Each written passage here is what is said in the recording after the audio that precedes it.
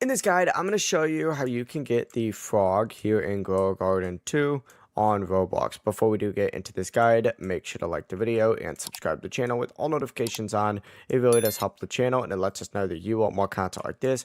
We'd greatly appreciate it. And if at any point throughout this guide you did have any questions, just ask them down in the comment section below and we can help you out further. I'm going to be doing my best to reply to every single comment down there.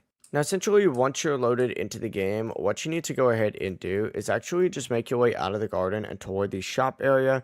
And you just need to go around this area because that's where all these pets are going to spawn in. Just go and fly around and look for the frog in here. It doesn't look like we currently have a frog spawned in. Instead, it looks like we have some owls and, of course, my deer that are, I think, trying to follow me around. Yeah, there they are. But yeah, run around. You can go ahead and purchase the frog for about 10k. And the frog is pretty good. It gives you like a jump boost, which is pretty nice.